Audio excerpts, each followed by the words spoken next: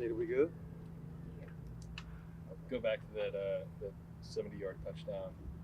You were kind of talking about how the coverage was maybe not ideal for that, right? Yeah.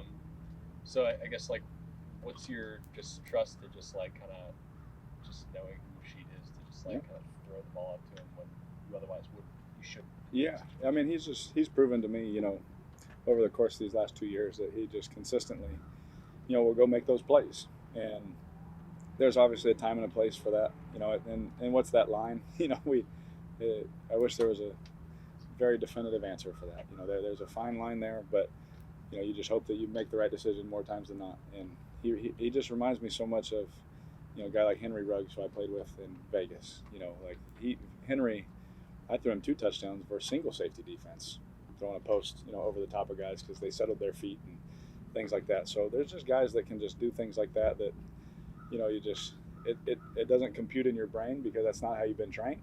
But when you experience things like that with those guys, it sure is fun. But that's God blessed him with different kind of speed to be able to outrun coverages like that. And that's why I said when I came out of the fake, he was already up on the safety, and I just couldn't believe it. So I just gave him a chance. And you kind of mentioned it in the post game that he took the right angle. Yeah. Because that part of what makes him good at those is kind of understanding angles and leverage and all that stuff as well. Absolutely, and I think again, you can teach a guy, versus certain coverages, where to go and things like that. But he has it naturally, and the best thing that he does is track the football. I can throw a ball, as high and as far as I want, and make it really hard for DBs when you throw it high to follow the guy and still look for the ball, and he can track it and see it and go and find it. And he's even a guy that can see it, put his head down, hit another gear, and know where it's going to be.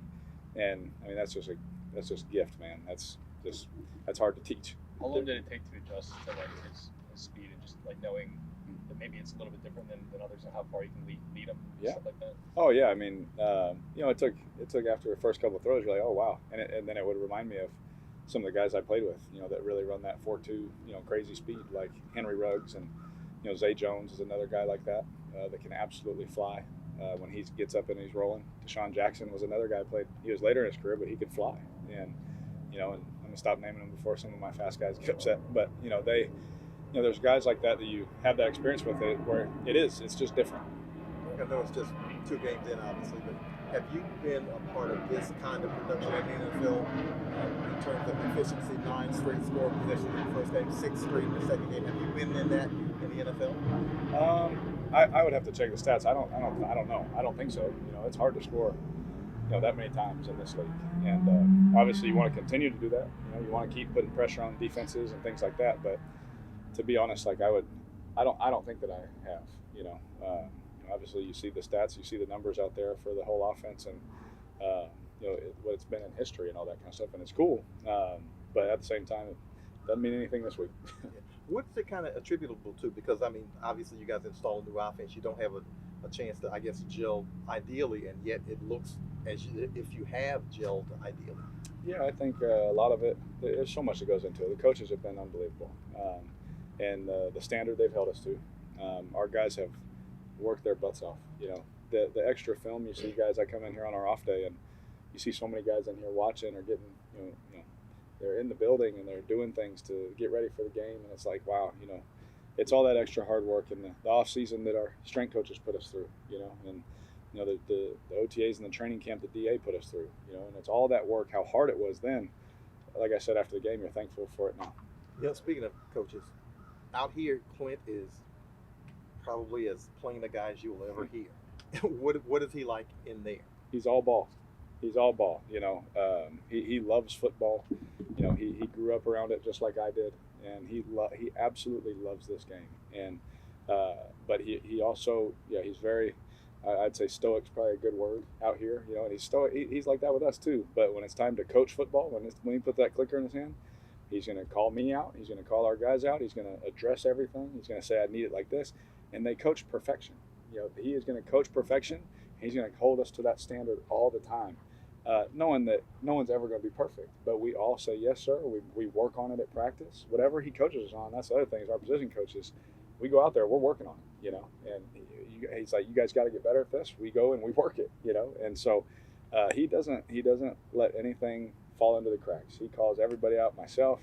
If AK had anything, if Chris had anything, if Eric had anything, if anybody has anything, he tells everybody. And we do it all in front of each other. And then now we're held accountable in front of our peers. And I think that's a beautiful thing, is that when you can do that, in the way that he does it, in the way that he cares about us also. It's not just like he's yelling at us and he doesn't care. He also tells us, hey, good freaking throw. That's nice to hear sometimes too. Have you guys been able to catch him smiling yet? Or? Oh yeah, we've gotten him to laugh a few times, that for sure. Yeah. On a Sunday during the game, how locked in is he? Oh, he's very locked in. Okay. I mean, laser focused. Like, there was a couple times like, hey Clint, hey, and he's like, oh yeah. He's like going through something in his brain, and absolutely laser focused. Yeah. How much did you guys kind of honed in on new week, new challenge? The last couple weeks were great, but obviously what's in front of us is most important. I really like that we've done that every week. We've done it the first week, we did it last week, we did it this week. Like, this is a really good team that we're about to play. That was recently just in the Super Bowl. And almost won it. And so, this team, they're coming off a tough loss. You don't think they're going to come out and fight. Like, this is a championship football team that we're about to play, and we better bring it. And so, again, that we're focused on this opponent, obviously, but we're focused on ourselves. We're focused on what are the things Coach told me to get better at, and am I working at them? Am I really working at them? Not just saying I'm working at them. And so we've tried to just take that approach every week, and hopefully it just continues to work for us. Last year, you handled everything with professionalism, class, and grace, no matter what happened at some of the home games. This is going to probably be a much different atmosphere from when you got here. Yeah. Is it kind of nice to have a true maybe home field advantage potentially because of what you all have done early in the season? Yeah, it's going to be awesome. We had to prove it to our fans. Like, we didn't give them good enough football last year. And last year, at the end of the year, it was really fun. I had a lot of fun at the end of the year. There was some rough times at the beginning and in the middle, but that last half of the year, I did feel that love and that appreciation in the off season. I felt it when I would go places, and it was awesome, have the support. But I think what we've done, obviously, the first 2 weeks here, I think we always talk about, like, we gotta win for our city. We gotta win, for them to be happy. We want to do everything so everyone can enjoy Sundays, with us. And so I think that this is going to be an electric atmosphere. I think our fans are really excited. We talked to, what's the offense going to like? What's this going to like? I just said it was going to be different, and I think things have looked different with motions and different kind of things and all that kind of stuff. And I think the fans are starting to get a feel for, who we are and what we do, and hopefully they get excited about it. But you can definitely feel the buzz about it. But, for us, we knew, if we want to do what we want to do, we were going to need that stadium rocking. And we have to play good football for that to happen. And so I'm excited for, this Sunday and to feel that atmosphere for sure. Derek, is it just as hard to manage success as it is to manage adversity? Yeah, you know what? Early in my career it was, because I was like, yes, we freaking won, we did. And it's like, oh crap, I do that so much. And it's like, at the end of the day, like, I'm genuine. Like, when I said it last year, and I'm saying this year, like, it really doesn't matter. Every week is a new challenge. Every game, every play is a new challenge. And that's a beautiful thing about football, is you get to put the ball down and go find out. And I said that last year. I say it this year. Like, it doesn't matter what we did the first 2 weeks. Philly don't care about that. They're coming in here trying to beat us in our home.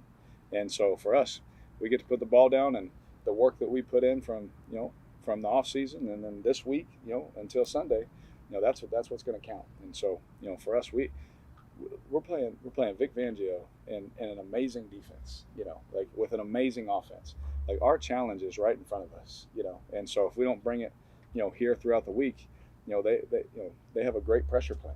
They got cover zero blitzes. They got a great front. Some DB. I mean, they got linebackers that can run. They got, they move the front. They play different coverages. They play the shell and hide and disguise the single hide. There's so much that we have to focus on that we can't sit here and be so happy about, what we've done. That stuff doesn't matter anymore. We got to focus on the task at hand. I know you threw the ball a lot last year, but I assume chemistry with the wide receiver is something you always have to maintain. Yeah. So was there a point where you really felt like you and Chris Olave were on the same page, whether it was last year or even just going into this season? Yeah, I think there was a play. Now, forgive me, because my mind is all on Philly right now. But I think it was against the Lions where he ran like, we were in a play action, he ran like a sail. And the flat defender started getting some depth. And as I came out of fake, I was like, man, I really hope he sits this down, you know. And we never talked about that. And as I'm throwing it, he started sitting it down. I drilled it in the window. He caught it and split it for like 20-something yards.